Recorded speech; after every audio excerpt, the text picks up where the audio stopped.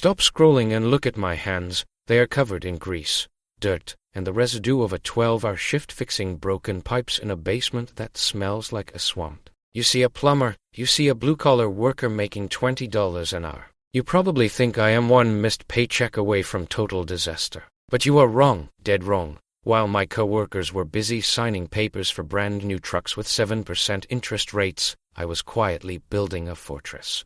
While they were spending their hard-earned overtime on weekend benders and designer clothes they did not need, I was buying pieces of the most profitable companies on the planet. The secret to wealth is not how much you make, it is how much you keep and how hard those money soldiers work for you while you sleep. 5 years ago, I had $0 in my bank account. I was drowning in debt and felt like a slave to the clock. Today, my dividend income pays my rent before I even pick up a wrench.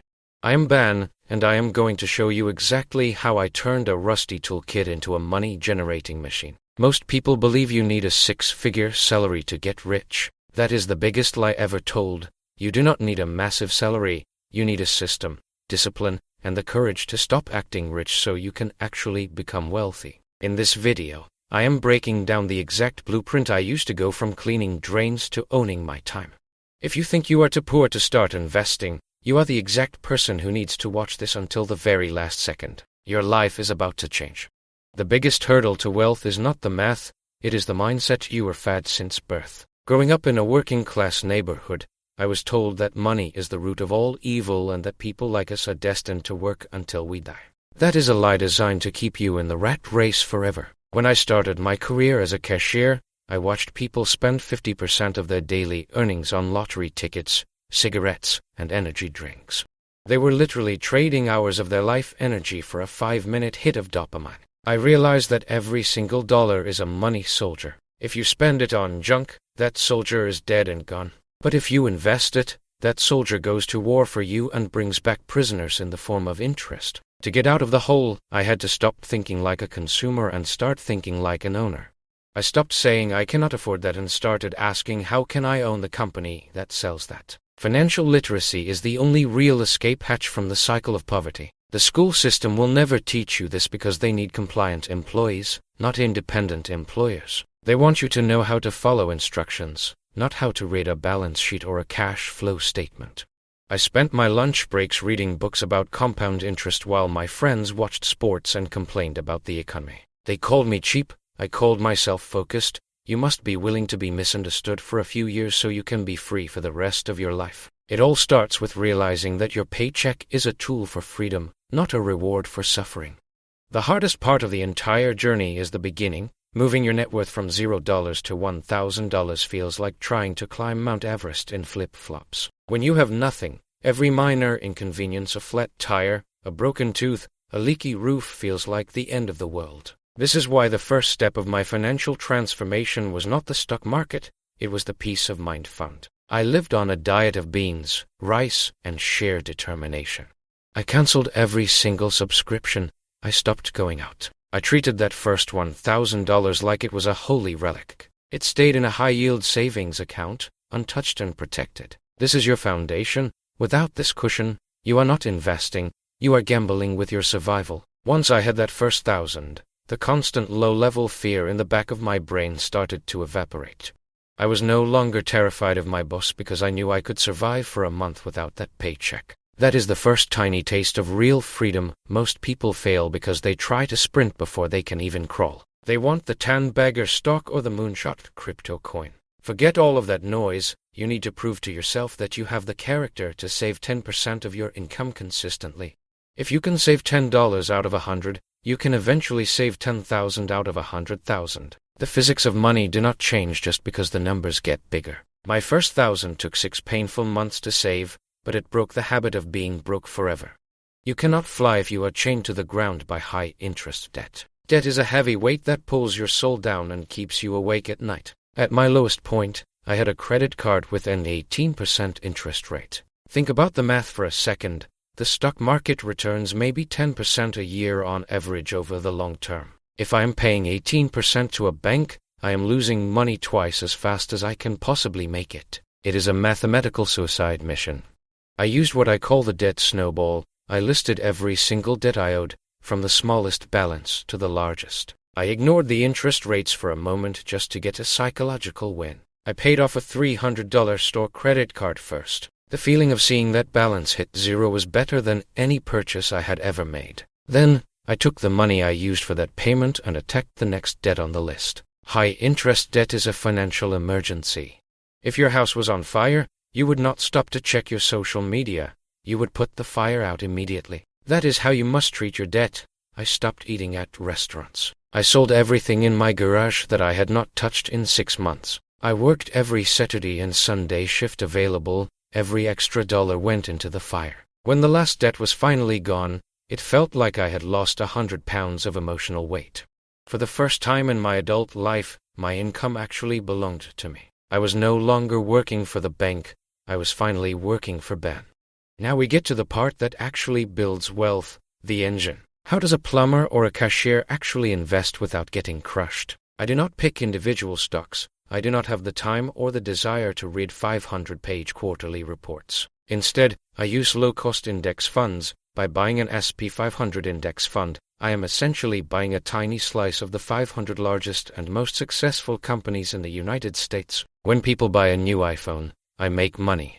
When they search for something on Google, I make money. When they buy a burger or a gallon of gas, I make money. I set up an automatic transfer. Every single time I received a paycheck, 20% of it went straight into my brokerage account before I even had a chance to look at it. This is the golden rule. Pay yourself first. If you wait until the end of the month to see what is left over, the answer will almost always be $0. You have to be aggressive with your future self.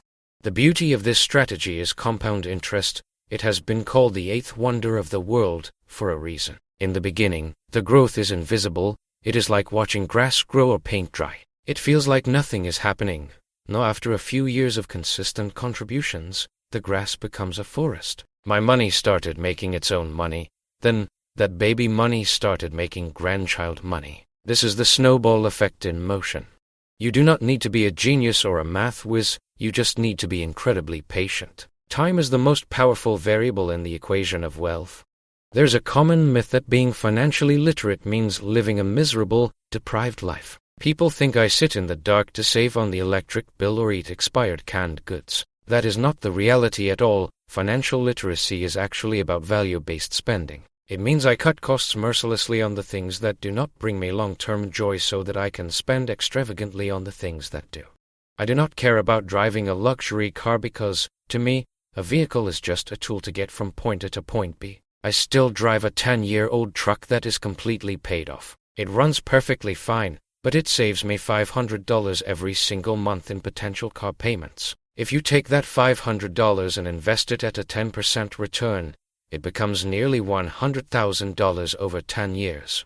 Is the new car smell really worth $100,000 of your future freedom? To me, the answer is a hard no. I choose freedom over status every single day of the week. Most people are spending money they have not earned yet to buy things they do not even like, just to impress people they do not even know.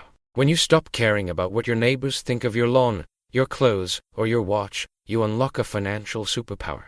You become impossible to manipulate by advertisements. You stop being a target and start being a hunter. You realize that true status is not what you buy, it is what you own. The market will crash. This is a mathematical certainty. In my journey, I have seen the red numbers on my screen more times than I can count. Most people panic when they see their portfolio drop. They sell their investments because they are terrified of losing everything, effectively locking in their losses. That is exactly when the wealthy get even wealthier. When the market drops by 20%, I do not see a tragedy. I see a massive clearance sale. I see every company I want to own at a 20% discount. During a crash, I actually try to invest even more. You must have the stomach for volatility if you want the rewards of growth. If you cannot watch your portfolio value drop by 30% without having a heart attack, you are not ready for the market yet. This is where your peace of mind fund becomes your shield. Because I have cash sitting in a safe bank account, I never have to sell my stocks to pay for groceries or rent during a downturn. I can simply wait for the storm to pass, and history shows us that it always passes. The global economy is a machine built to grow over the long term. Trust the machine, stay the course. Do not check your account balance every day. That is a recipe for anxiety. Check it once a quarter or once a year.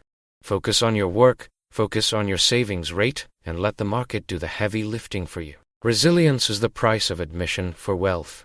So, why do all of this? Why work the extra shifts, drive the old truck, and study the charts? It is not about the numbers on a screen, it is about one word: sovereignty. Financial literacy gave me the power to say no. I can say no to a toxic boss. I can say no to a job that makes me miserable. I can say no to stress that kills. When you have a freedom fund, you are no longer a beggar in the labor market, you are a partner. You work because you want to, not because you are forced to.